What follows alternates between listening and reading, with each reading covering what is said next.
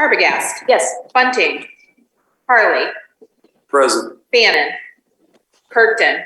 Present. Level. Present. Schaefer. Present. Fitzthum. Present. Okay, you have the agenda before you. Any additions or corrections to that? If not, you need a motion. So moved. By Second. Schaefer. Second by Kirkton. Roll call, please. Arbogast. Yes. Harley. Yes. Kirkton. Yes. Level. Yes. Schaefer. Yes. Fitzthum. Yes. Okay. You have the minutes. Any motion on the minutes? So moved. Harley. Second. Schaefer. Roll call, please. Arbogast. Yes. Harley. Yes. Kirkton. Yes. Level. Yes. Schaefer. Yes. Fitzthum. Yes. Okay. Now we'll move down to business to come before the committee. A, recording of public comment. I'm going to hand this off to Mr. Carly.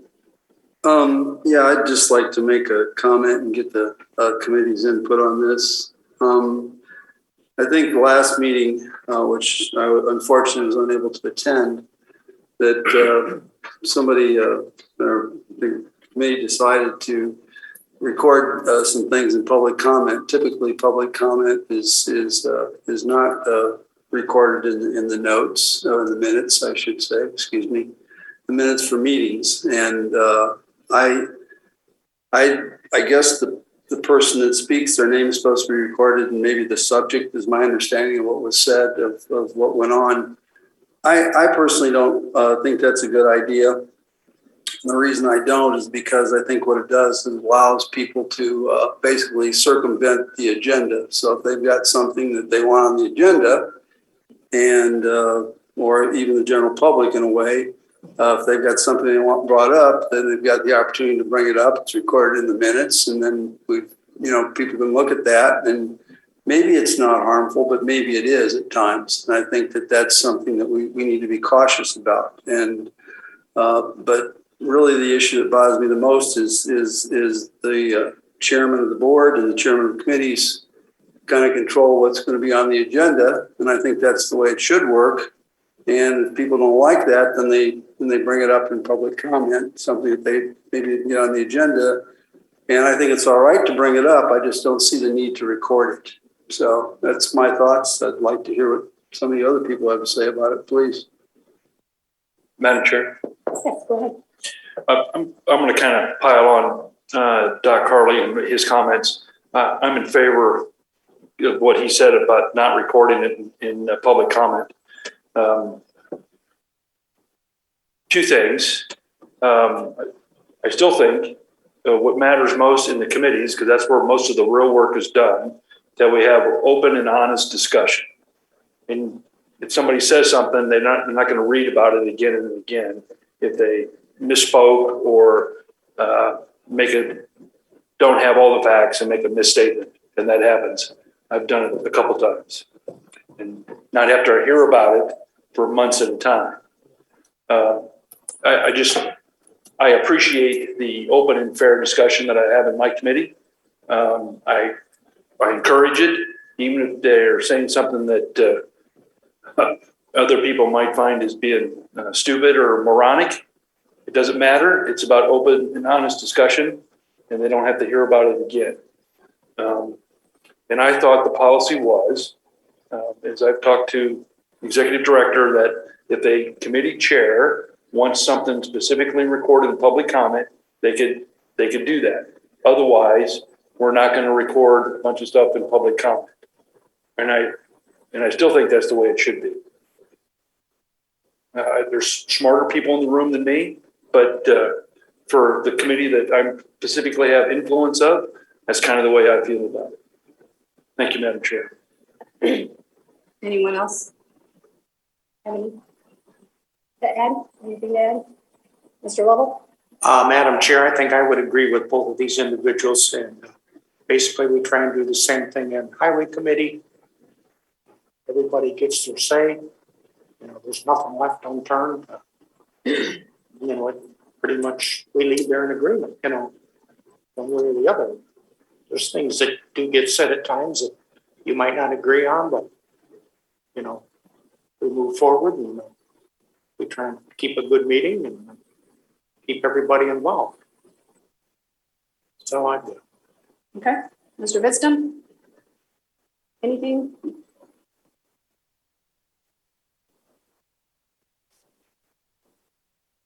Can you use your mic, Jim, please?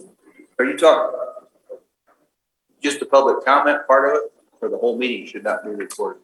I was referring specifically to public comment. Just to public comment. Well, I was specifically referring to that issue. I didn't talk about the whole meeting. They may be, but I was referring specifically personally to Yeah, public that's comment. the way I understood it. Well, you got it right then. Thank you. Then I was too, recording stuff in the public comments. You get your minutes and it talks about the public comment. The committee chairs have the latitude to decide, right, what goes in public comments. And I think it should stay that way. That's the way it's always been, hasn't it? Yes, sir. Yeah. That's the way we've always done it. Because we've talked about this before, if I'm not, about Correct. recording the minutes and stuff, haven't we? Yes. Yes. Yeah. And I could do either way. I mean, if we want to record all the minutes, I have no problem, as long as people know that ahead of time. You know, you can record the whole thing, whether it's the whole meeting or the public comment. But I could live with it the other way also. Okay, Mr. Schaefer? Don't feel strong about it one way or another. It's been my experience in life, however, that oftentimes less is more. Okay. Thank you.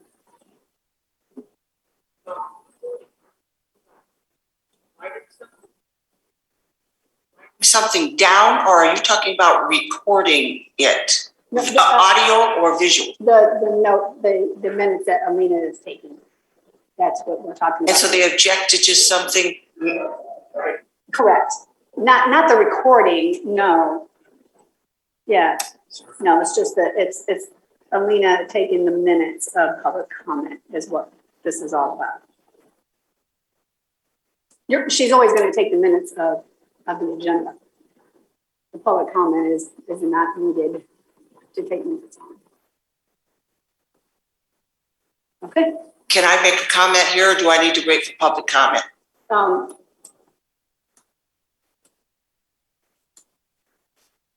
No, you can go ahead. It would be a consistency for the board to do it all the same way. Christie puts in what public comment is about. In the ag and zoning, it is put in there what public comment is said.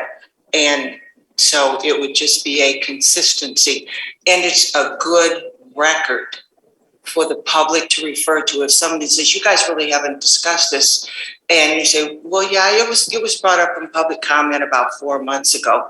And I don't think it's, as Mike said, you're saying something over and over if you're being stupid or something. I don't know. It's just mentioned that you said something. And we're not asking Alina to make a value judgment. Alina called me and told me this was going to be on the agenda, and she said she did not have a problem with doing it, just putting a statement in there, and that she wanted me to know it was not her that was bringing this up.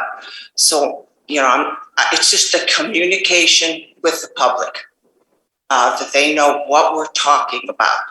And again, sometimes it seems like we're trying to be awfully secretive, and this is just one more way of doing it and not informing the public. You have something, Mr. Kirkland? I do. Do we not publicly announce when we're going to have committee meetings? I mean, we publish that. Yes. If the public is that concerned, they can bloody well come to the meeting. But Mike, they Oh, can't, come they on. have jobs. And so do I. And so does You everybody took else in on this this room has jobs. responsibility. We publicly announce when we're doing these meetings. We do not exclude anybody. If somebody feels that strongly about it, then they can come to the meeting. And in fact, in my committee meetings, as you know, Linda, I let everybody make a comment. I include everybody, not just the committee. Once the committee has their say, I include every board member that's in the room. And if they're on staff, I include the staff as well. I don't think we should add more and more to Alina's plate unless a committee chair specifically says, Alina, that was either a good comment or that is something that I want recorded. I just don't want us to forget that we publicly announce, and the public is more than welcome and invited to come to all of these meetings. We're not trying to be subversive, and we're trying to be as transparent as possible. But there becomes a limit, right? Yes.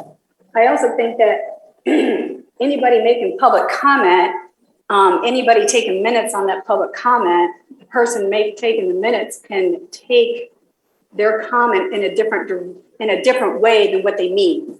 So that can, in my opinion, can cause a problem. But how can Jesse and Christy do it? And it's just a statement. We're not going to make a value judgment. So-and-so spoke on such and such. Boom. End of it. I think what you're discussing here, I mean, there's no doubt that I had taken a position for, the 16, 17 years that I've been here that I don't record public comment, and I've given the reasons why I don't. And I'm fine with the compromise of putting the individual in the topic of conversation. Christy and Chuck have taken a different position. That's up to them because they were in charge of those minutes. But I think if this board made a decision that that's how they wanted the minutes, then they would do it exactly the same way. Unless the chair told them to put it in the minutes, it wouldn't be included.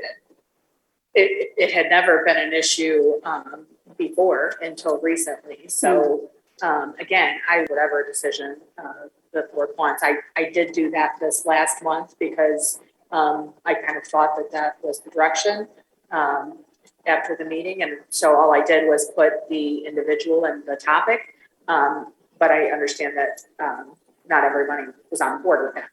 I'm fine with either way. It's whatever you guys tell us to do, that's what we'll do. It's what you want to see and how you want to handle it. Well, I think we heard from everybody that. Young lady. Christy, no, go ahead.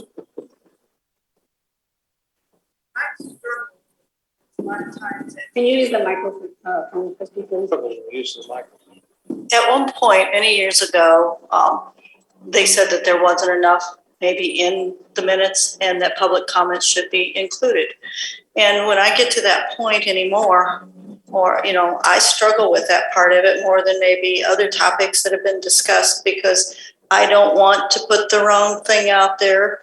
I try to put a little bit of what happened, but that's it. But I too would do whatever the board wished.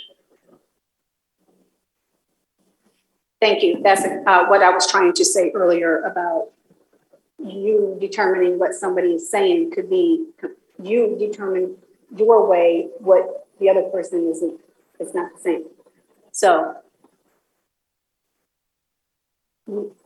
I think I heard from everybody that you do not want to have the public comment. I see, just hang on a second. Is that what I'm hearing from from you chairs? Okay, Bertman? Specifically, I want to say, Doc Harley, I agree with what you're saying as far as if we're recording public comment, you do allow people to kind of hijack the agenda in one way or another. That stuff is going to get recorded. It's going to get saved, and anyone from the public can kind of view that and say, look at what they're discussing here. Is this something that they're seriously considering? And I think the way it's set up allows for a bit of almost like a percolation of seriousness. If something's brought up in public comment, it's like, well, they're discussing that, but it's not really that serious until it actually gets on the agenda. And then once it's on the agenda in committee, if it passes through that, and then, well, it's still not something that is law yet, or that would pass. It's still got to get to the general board. And so there's almost like there's 3 layers of percolation that have to happen there. First, people might bring it up in public comment, whether it's a member of the board or it's a member of the public. Then it's got to get on the agenda for that committee, and then it's got to work its way through the committee all the way to the general board. One compromise that I might bring up is that if there's board members that think that there's things that need to be recorded. We do record the general board meetings. And so we do have an opportunity to speak at the general board meetings. Those are recorded, they're put on YouTube. There's specific things that we need to talk, that we think as a board member need to be recorded, need to be put out there that, hey, this is a topic that I think people need to be made aware of. One way to do that is to speak up at the general board meeting and public comment. Compromise that I thought might work. Thank you, Joel. So the consensus is, okay, Mr. Slagle, I go to talk to you, raise your hand. I do think it's a choice. The person taking the meeting minutes and the chairman of the meeting really are the ultimate authority on what goes in those minutes. How detailed they want to be. I mean, they can just say a topic was discussed, or they can go into why it was discussed and what was discussed. As far as the public comment, I can see what some people are saying on both sides of this.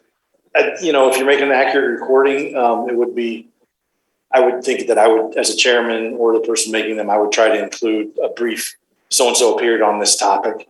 But more importantly, and I know when I first was on the board, rarely during public comment did the board ever respond to the person speaking. It was the people would speak and the board would never respond. I remember then somebody was like, well, can we respond to this? And then there are people like, yeah, I guess people on the board can respond. And then it became more of a discussion.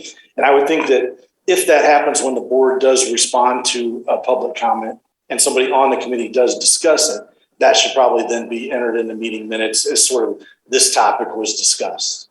If they keep their mouth shut and just the public talks, let it slide. But that's just the thought. John, let me speak to that if you would, please. That's exactly what it says, public comment. And exactly what I think we shouldn't do is just what you described. It shouldn't be public question. That's not what it says. So I don't think people should come and be asking questions in public comment and us responding to them. It's a public comment. If they want to get up there and make a statement, that's what it says. It doesn't say public questions. So I really wonder about that part. I just don't see that that's a fruitful thing to have. Again, and you may not agree with that. That's fine. It's just my opinion. Okay. I just don't think that it's public question. It should be public comment only. And then so I don't think there should be a dialogue or discussion. It's my personal opinion. And with that, if the chair of that committee decides from any public comment that needs to be addressed in the next month in committee, then that can take place. That can be added to the agenda. Right. And I would say it is probably a good policy to not answer questions, to not retort. And I would say that if you feel that you do want to retort, you should probably ask the chairman of that meeting if it's a good idea to retort. Because some of the questions might be pretty benign, when's the next recycling event or something.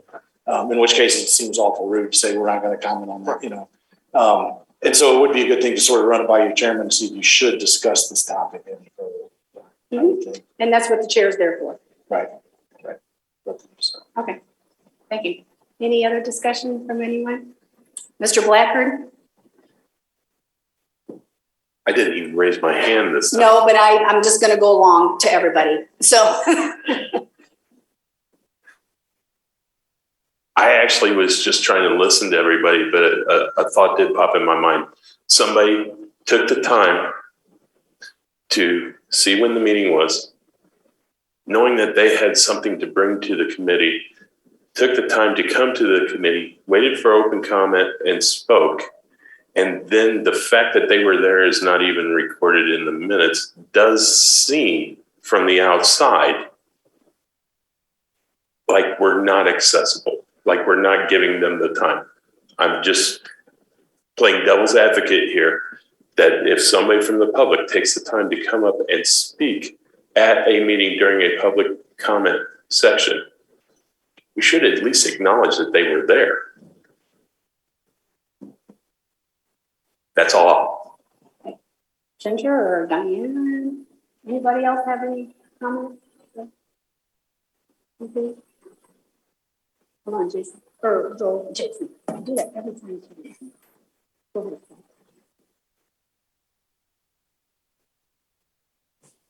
I'm Jason.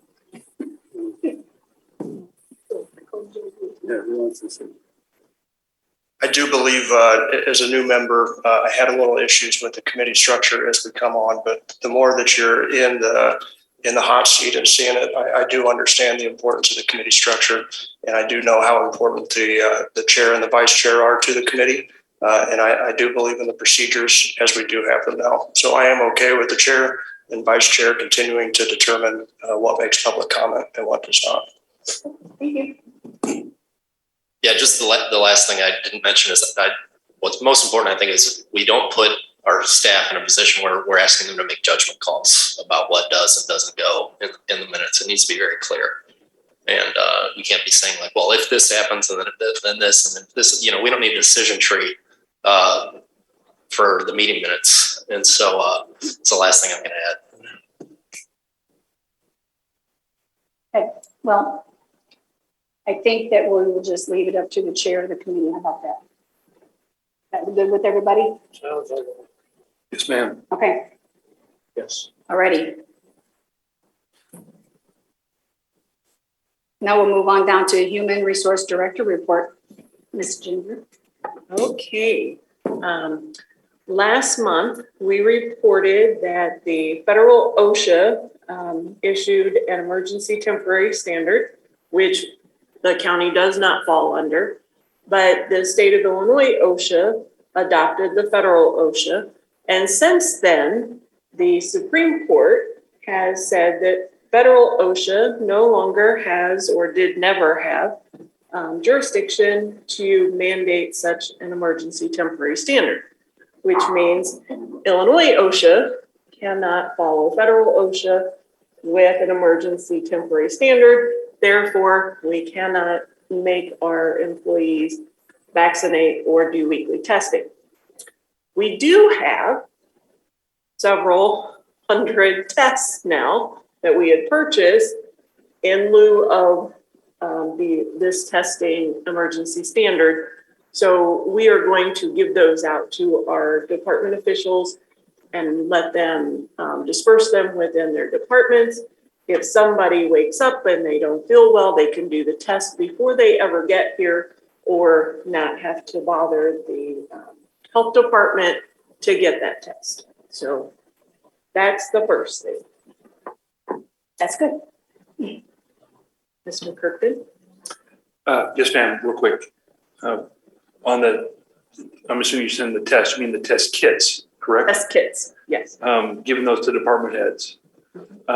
What about giving some to maybe the schools or the VAC or Salvation Army, other organizations and stuff that Boys and Girls Club is another good example. I mean, could we not do that as well? The schools themselves won't use these tests. They have the other that are PCR. administered. Yeah, the PCR tests that are administered through the health department. But we are fine with giving some of them out. And as a matter of fact, we're fine with putting them out publicly for people to take. It's really about, combating the virus here, for all of Livingston County. So it's not like these are just Livingston County tests. We can use them for everyone. I don't know that we have that many tests, but we do certainly have enough right now to give some away. So I'm happy to give them the Salvation Army and the Boys and Girls Club if you'd like. I don't have a problem with that. That would be my recommendation, Madam Chair, that not just keep it within the county employees, although it's a good idea, but think about other organizations, needy organizations as well, low income, that kind of stuff. I guess that's kind of what I'm driving at. Yep, not a problem.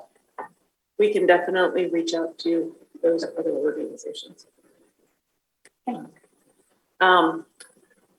Last year, we developed the benefit statements. This year, we are doing those benefit statements again. I have been working feverishly to get these all accomplished for 2021. And I have several of them ready to be distributed to our department officials so they can hand them out to their employees. But if anyone would like to see what the benefit statement looks like, you can look at mine as an example. Our learning management system. I have been in contact with the programmers as well as Open Sesame, which is the site that the training modules come from. And we will be getting that project rolling next week. So our employees will have some training opportunities coming up at the probably the beginning of March to the middle of March. Our service awards, this is something that we changed this year. And again, I have some samples for anyone who would like to view them. We started this in January and we've handed out now January and February's awards. And so far the response from the employee as well as from the management has been extremely positive. The employees have expressed their appreciation for the ability to choose their gift. And even though several of them have said, you know, we appreciate the plaque that we got, but this is more practical and we are able to choose. So it means a little bit more to them. And lastly, last week, when the buildings were closed, first of all, when the building is closed due to emergency, due to the weather, our personnel policy states that the first day that the buildings are closed, the employees receive whatever their scheduled hours are for that day. So if we have a part-timer who only works 5 hours on a regular basis, they get 5 hours of pay. Full-time employees, they get their normal pay. If the building is closed 2 days in a row, the second day, the employees have to use their own benefit time. That's what the personnel policy says. Alina and Diane, payroll, we have looked back. I cannot find in 30 years where the buildings have been closed 2 days in a row. So this piece of the policy has never been exercised. I will tell you that the personnel policy has created numerous questions from our department officials and some, we'll just call them inconsistencies. Our elected officials, they have the authority to authorize, if it's in their budget, to have their people paid. And we did have some elected officials that chose to exercise that authority. We had one that did not. We have our appointed officials who don't have that privilege to be able to make those determinations. So we have some departments who have to follow the personnel policy. And then we have some departments that fall under union contract. And based on their union contract, decides whether or not they get paid for one day, they get paid for both days, or they don't get either day. The policy itself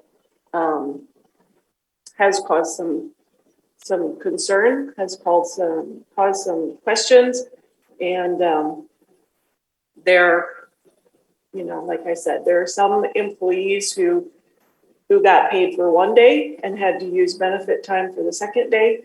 There are some employees who got paid for both days. I have 4 employees that took the second day unpaid because they didn't have enough benefit time. So I am letting you know that this is what has come about, and I will be happy to answer any questions. Tim, can you turn your microphone on, please? Sorry. Not worth speaking to. In 2052, when you encounter it again, you'll know what to do. I will not be here, I'm sorry. How's that? Any questions for Ginger? Anyone? Okay.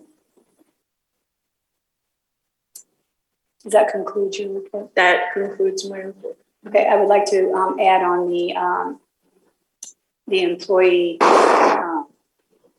catalog of their to choose for their different years. I have looked through all of them, and there's some pretty nice prizes for, Gifts. I would say gifts, Mhm. in those to choose from. So, I think that's a very, very uplifting thing for the employees to be able to choose that. Yeah. So, One other note that goes right along with that, we can also do on the spot awards. So if someone goes above and beyond their duty and the department official finds that it's something that is extraordinary, we can give them a card and they can go out and choose a gift. good. Okay, thank you, Ginger. Now we'll move down to executive director report. Okay. We did have the keys for the H&E building turned over to us yesterday. Farnsworth will be on site tomorrow with me to verify the completion of the punch list items for that building. We do know that there are some final items remaining on the punch list that will need to be completed once they move into the building, but they're not gonna interrupt occupancy or anything else. So tomorrow we'll do the final punch list walkthrough and the building itself will be photographed. For those that don't know, public health and mental health will be moving into the building next Monday and Tuesday, the 14th and 15th. Their offices will be closed the entire week to the public while they get those, their new space organized and things like that. I was able to locate a building for us to store our excess property so we can get out of the old building. We won't officially have a lease agreement for that property until March because it will depend on the amount of square footage that we need. The owner of the property has agreed to lease the space for $5 a square foot.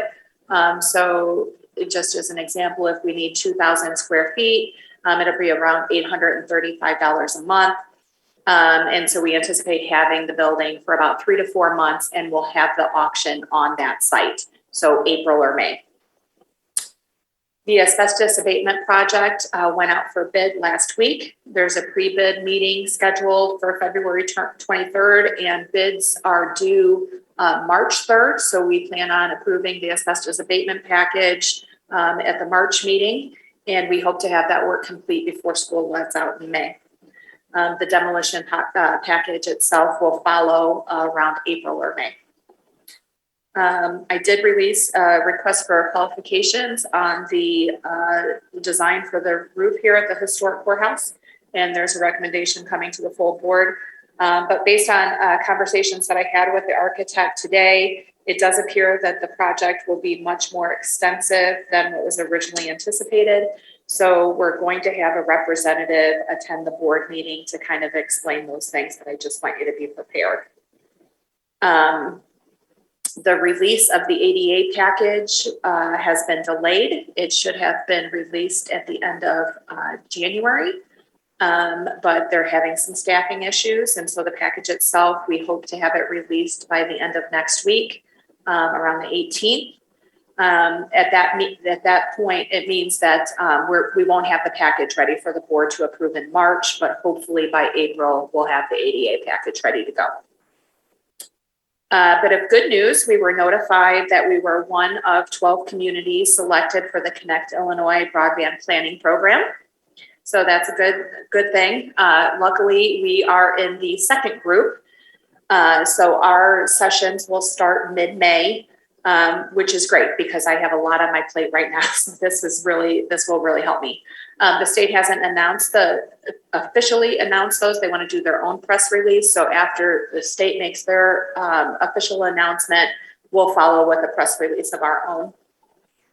We do have 3 additional grants that we'll be submitting hopefully by the end of this month. They're all part of the Rebuild Illinois program. We'll use one towards the door project that I had previously discussed with you. And then the second 2, I was originally planning on putting towards the phase 2 parking project, but based off of the possible increase in costs for the roof project, I may redirect those to the roof. So I'll be looking at those, but shouldn't be an issue. The last thing that I want to discuss with you is the strategic planning this year. Based on the number of projects that I have in the works right now, it's going to be really difficult for me to put together a large presentation like we've done in the past.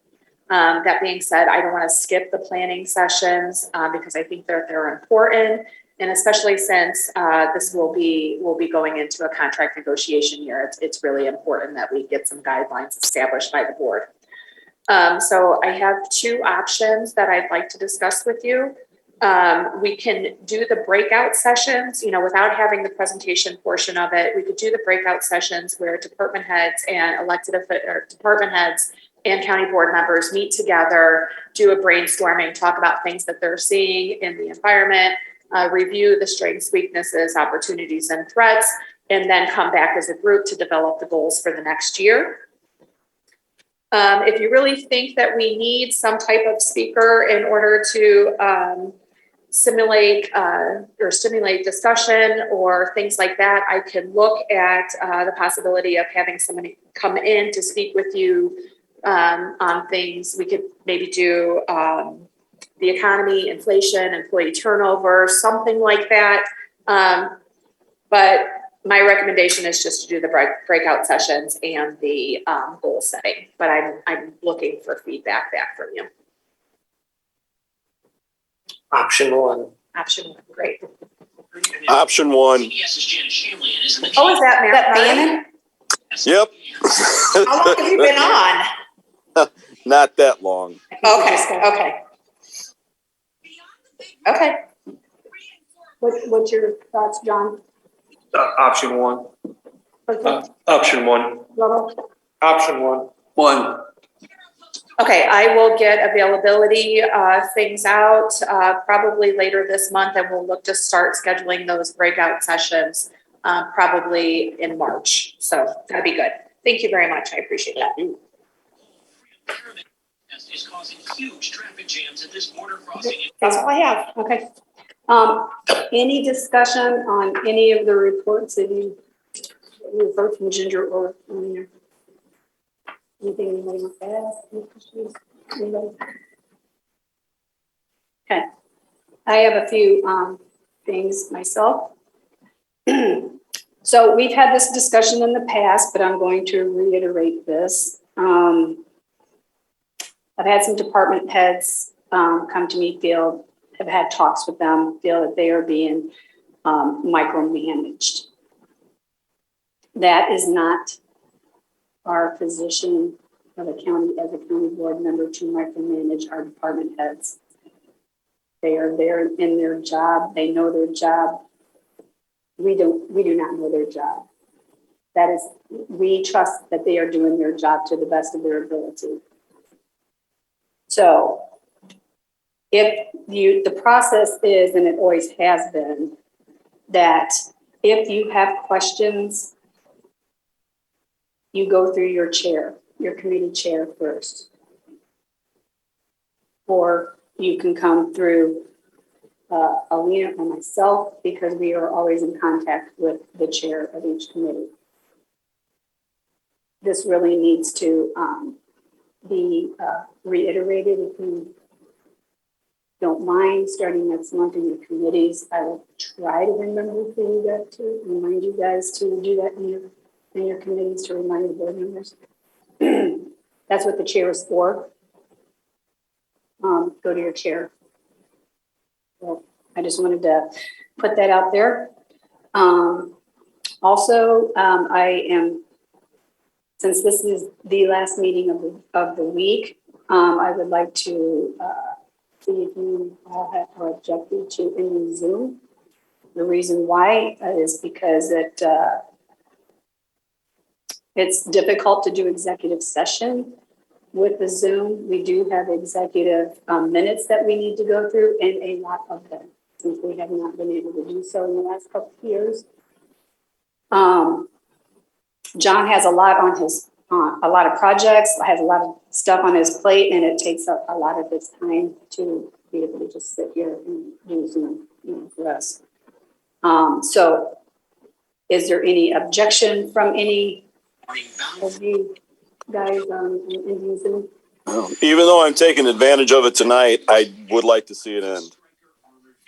Okay, thank you very much for that. Let's see. Okay, Lena, would you like to pass out that resolution, please? Lena's gonna be passing out the resolutions. It's a draft resolution. I'd like for you to read through it. Please do not take them home with you. Pass them back into myself or Alina. We will have a meeting, executive committee meeting at 5:30 next Thursday prior to the board meeting to discuss this. This is about the sheriff.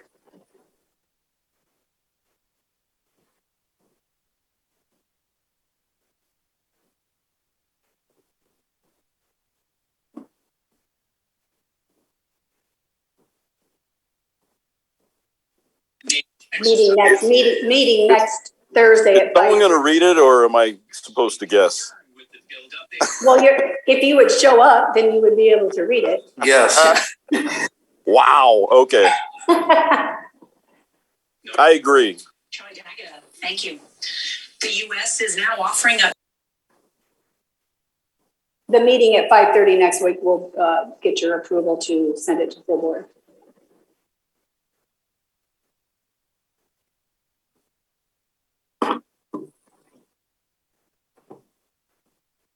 And while you're reading that, I did listen to Pritzker's press release. If nobody, or press conference this afternoon at 2:00. If nobody listened to what he had to say, he plans on lifting the mask mandate as of Monday, February 28th.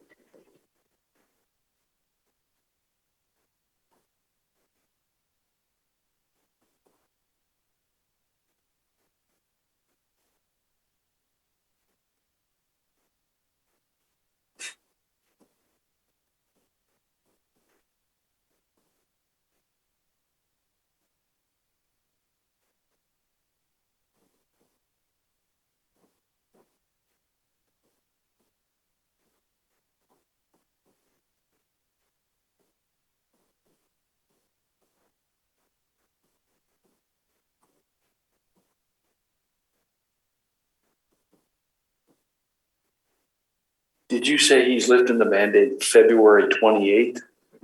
The mask mandate. Right. Yes, February 28th. 28th. Mm-hmm. That's a Monday, February 28th. Yeah. I'm just amazed at the timeliness of it. That's sarcasm. Sorry. Yeah. Well, in other words, what added is it late? If it's today or. Yeah. Why not tomorrow? I mean, why wait till the 28th? I mean, I don't work for him, so I don't know. I probably should say that out loud. We're being recorded right now, but it just the 28th. Well, speaking for Pritzker, they are still monitoring the hospitalizations and the rate that are people are getting sick. The Plain County hospitals are currently full. Okay, they're at capacity. The Plain County's hospitals are at capacity. So tomorrow might not be the best idea. Perhaps. But away you go. Has state's attorney reviewed this? Yes, he drafted. Cool. Very good.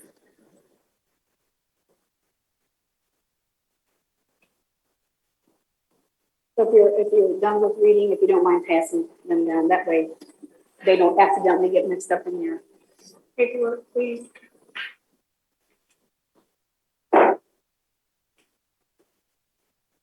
Thank you, ma'am.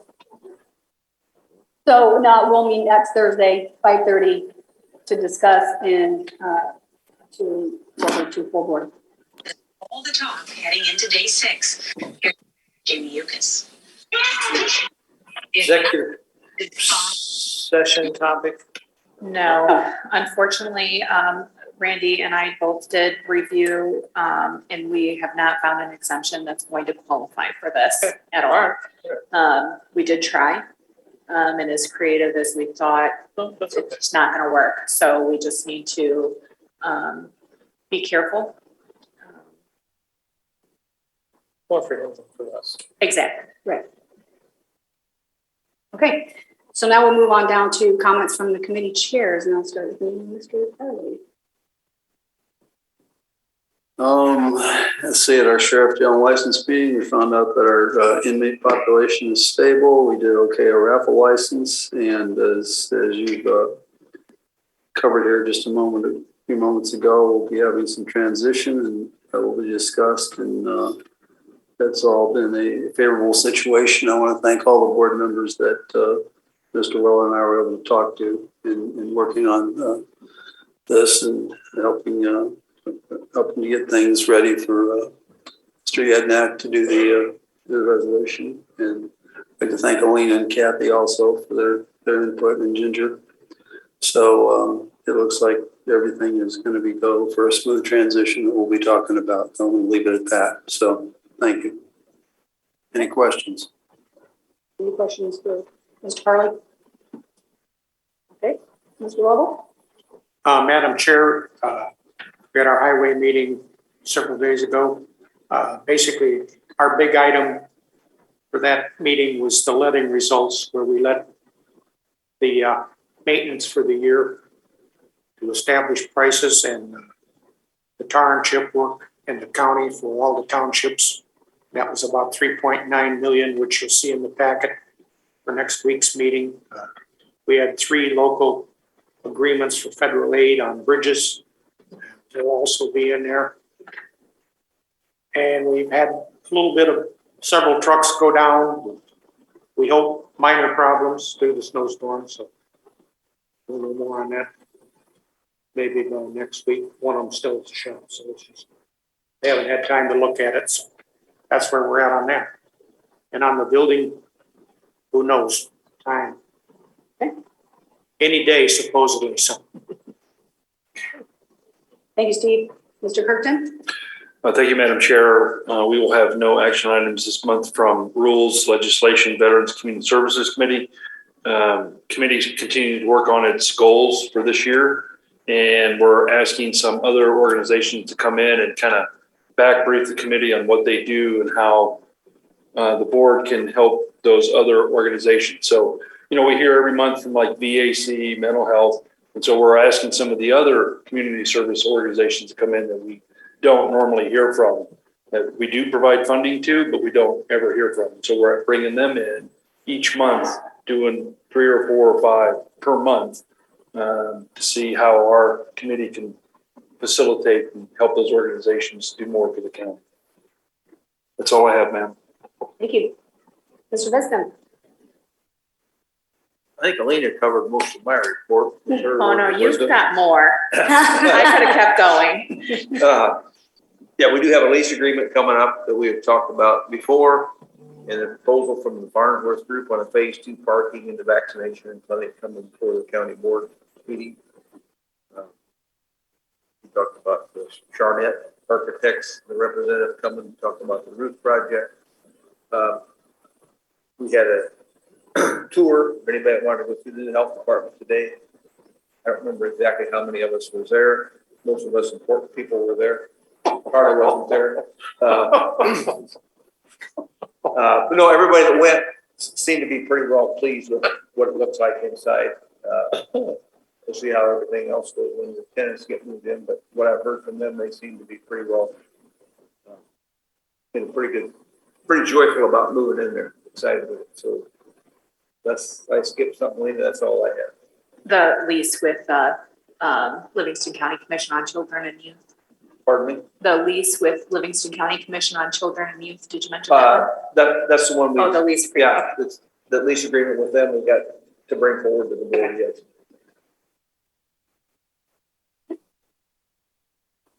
Mr. Schaefer? Thank you, Madam Chair. The most substantive thing we did was take up, as we do before every election cycle, the next 4 years' salary. In this case, the way it rotates out was for the position of treasurer, clerk, and the sheriff. Had a wonderful, wide-ranging discussion. It was robust. Everyone participated. And we'll submit a recommendation to the full board and see what folks thumbs up or down. Okay, thank you. Mr. Fannin? Yes, Madam Chairman. The IT committee did not meet. So we're going to meet before the board meeting next week. So that's all I have, ma'am. In adults also with known heart disease, Ozempic lowers the risk of major cardiovascular events such as heart attack, stroke, or death. Ozempic helps. Did you hear me? No, when is IT meeting? What time? Well, Marty, Yes, ma'am. so the bills for IT now go to. Oh. Remember? I stand corrected. Okay. Thank you. You're welcome. Okay, thank you. Okay, if there's no other discussion or comments on these chair comments, then we'll move down to public comment. Anyone have anything within our executive committee? Does anybody have a public comment? Griffin? Well, you reached for your microphone, so. Okay, any other board members? Public comment? Okay, yeah, Shelley? Nope. Shelley, you can start walking up there since she called on you, but just make sure you take a look at that agenda. There was a lot on there this month, so if I missed something, please let me know. Just in case. Sorry. I just wanted to take a second and reiterate some of the stuff what Ginger was saying about last week and the disparity between the elected officials and the appointed officials, and now our employees are kind of at the mercy of what we have control over. The appointed, me, I can speak for myself and others that are appointed, we had to take benefit time. I don't care about myself. I got time. It doesn't matter. It doesn't hurt me one way or the other, but my 3 people, sorry, I don't talk very loud either. So, I'm just here to advocate for my 3 people. And, you know, I think the county has done a really good job in the last couple of years of trying to promote goodwill in our employees and to try to boost morale and to show that we care about them and we want to show them that we're there for them and we want to back them up and we want to support them. And then this comes along and without any fault of anybody, we're saying we're going to pay these people, we're not going to pay these people. And I just think that's an issue that needs to be discussed and addressed so that we don't backstep everything that we've been working to build. And then the employees are like, well, what about me? You know, I understand the difference between elected and appointed. I get the control and that we have and the authority that we have, but my employees are no different than the employees that work in an elected office. And I don't think they should be treated differently either. So I just would ask that you consider that going forward or discuss if there's any way that we can help those people. Thank you. Thank you, Shelley. Anyone else for public comment? Nothing?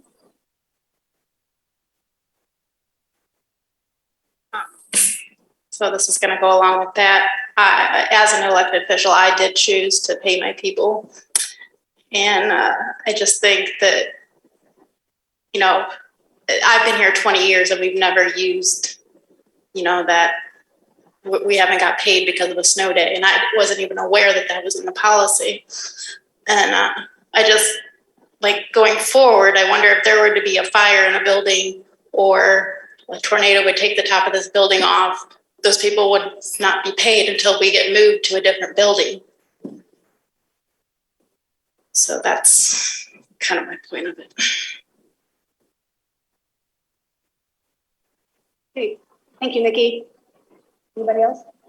Ron? Okay.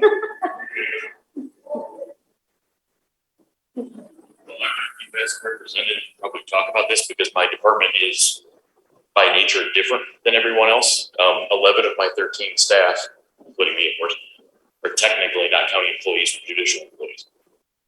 9 of those 11 are covered by union contract, which gives them full pay if the courthouse is closed. Mr. Mund and myself are exempt employees. I have 2 county employees. So we're kind of used to the disparity of how things end up affecting us. I had a tougher time with it because frankly, I also did not remember this was a policy. There was nothing in any of the announcements that would prompt me to think of that. So I did not tell my staff that before I told them that it was closed. But that was something personally I had worked through and talked to them about. I guess I mostly would ask the board to consider researching the thinking behind the policy. Artificially capping an emergency in a day is an interesting stance to take. I think I agree with the ladies about that. I do know my department has been displaced for 2 weeks at least in the past by a fire. Might have been 31 years ago or 2, maybe, I don't know. And I don't recall us suffering any loss of benefit time as part of that. We worked actually out of our home for a few days, worked out of the basement of this building for a while when Allen's puppet burned down. When we were in rented space, the county rented that. So I guess I would mostly ask the board to consider looking at it for the future. It is an interesting thing to overcome as a manager, what that leaves employees thinking about. I just leave it at that, I guess.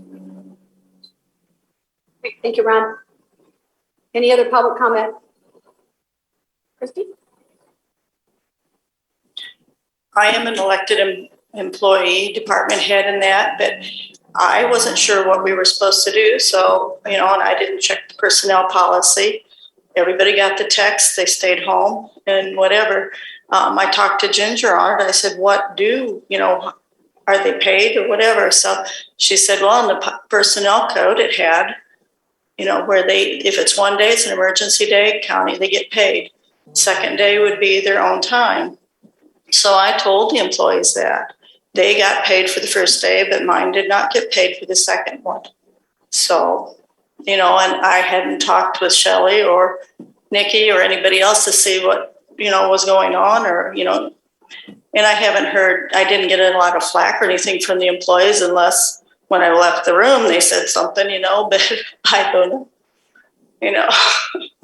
So I think there are some issues out there that need to be discussed. And it took something like this maybe to bring it to the head, but there's a lot of things, in the personnel code, you look at it when it first comes out and you go through it. And then 15, 20 years later, it's like, oh, I guess that was in there. So that's about all I have to say. Thank you, Christy. Anyone else? Public? Okay, John?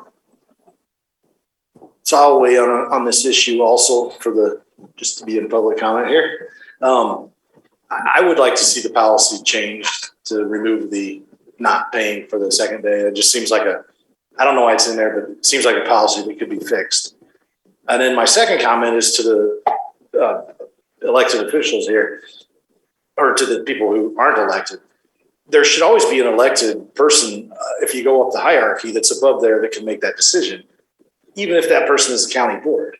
And so it seems in this problem, if you have some of your employees under you that you would like to pay those days, that the proper technique would be to just go up the chain to the people in charge who are elected, who can say, let's pay that day and ask to get it paid. Alina would like to say something. So that sounds all well and good, but here's the problem. The personnel policies are approved by the board. They're policies and standards that are adopted. That's the role of the board, is to set the policy.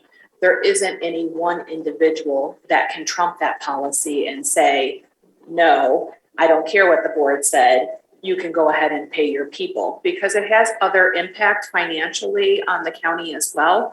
It's really only the board that can change that policy. So I understand what you're saying, but I disagree.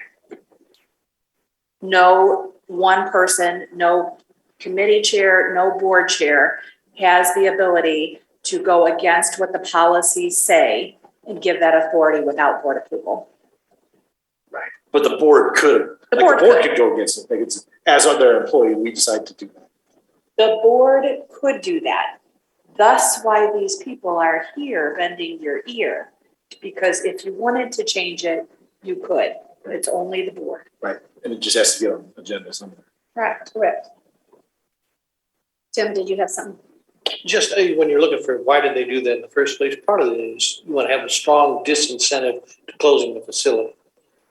If you make it well, you know, things closed, you're paid anyway. But people know that because of this ramifications of this, there's going to be a strong disincentive to close it. Okay?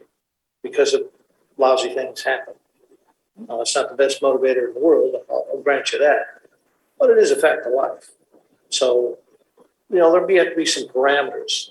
Yeah, 2 is probably too little. But, you know, do you really want to go beyond 2?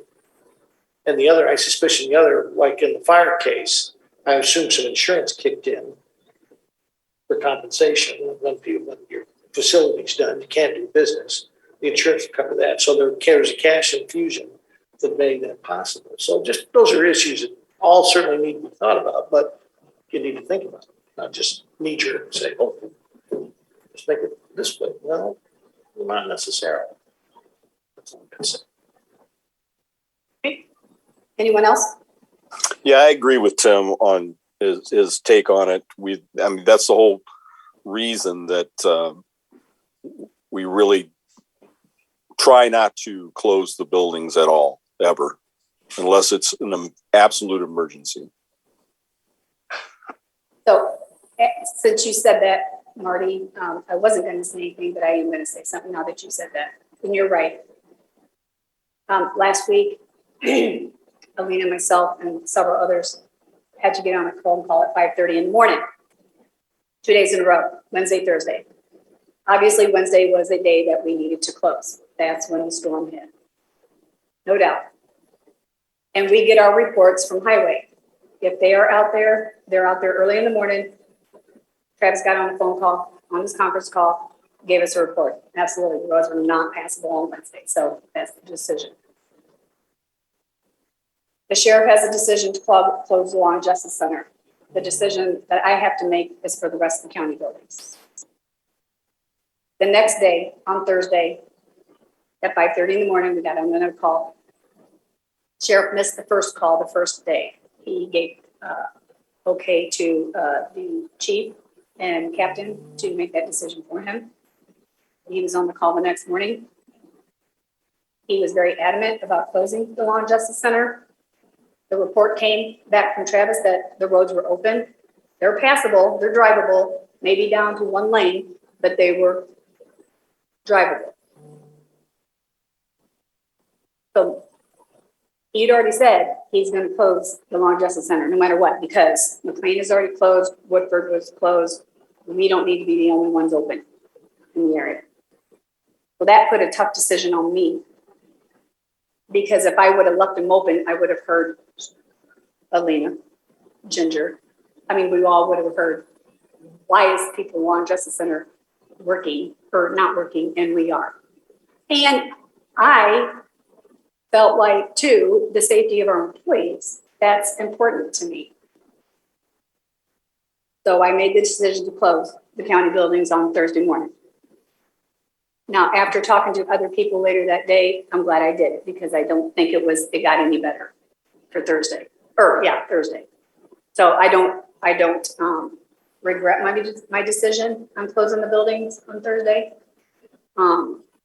Even though we got kind of a good report from Travis.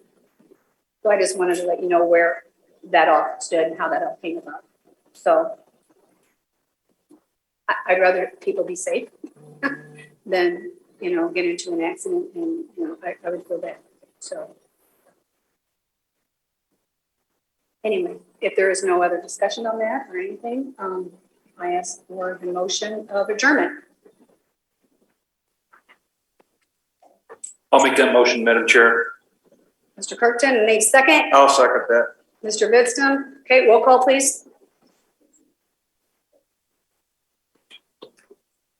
It's the last time you have to do roll call for this stuff. Arbogast. Yes.